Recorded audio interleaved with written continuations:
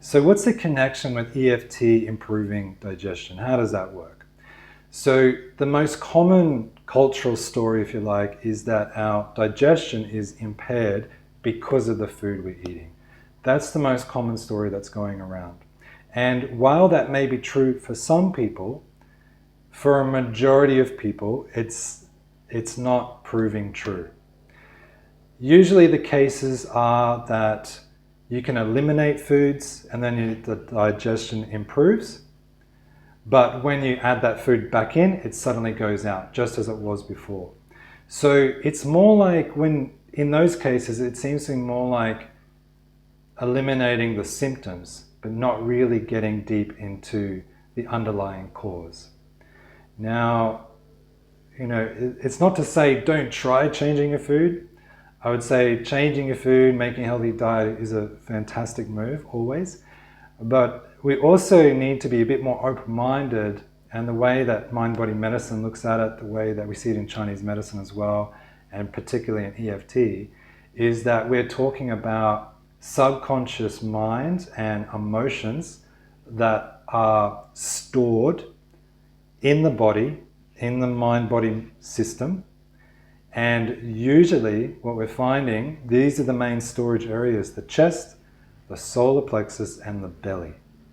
And where is digestion mainly? The solar plexus. So the solar plexus holds a lot of energy.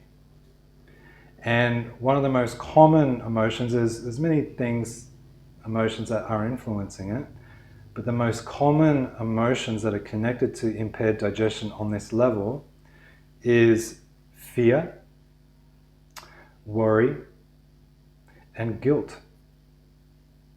So if we've ever experienced any of those strong emotions in the past and have never really processed them or learned to deal with them in a healthy way, then what that means is that it gets stored. It gets put into the subconscious mind, pushed down into the subconscious mind, hoping that one day we'll get around to actually clearing it out. Avoidance is a common technique that we do, or suppression, but it doesn't eliminate or it doesn't process these emotions.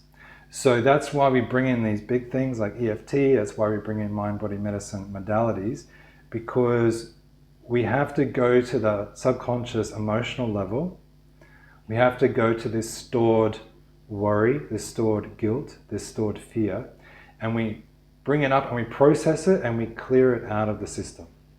And basically, when we clear this stored stuff out of the system, it starts shifting the physiology and the body works better.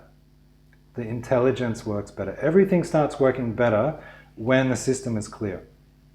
I often describe the energy system of the human being as kind of like a river.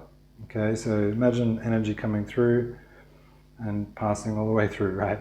So ideally is that the river is clear and the water runs smoothly all the way through. But life happens, and just as a river, we've got logs falling into it, we've got rocks moving every now and then, we've got maybe the monsoon comes and blows the top of the river out, we've got dry periods. So all this sort of change in the environment starts to impede the river flow. And in particular, I'd say that the stored emotions is kind of like putting in, like logs and debris, and all this stuff starts blocking up the flow of the river and starts impeding the flow of the river. And that's basically what happens in our system when we start storing all this stuff and never really clearing it out, never really processing it, is that it just builds up and the river gets really impaired. And that's basically what's happening in a lot of cases with digestion being impaired.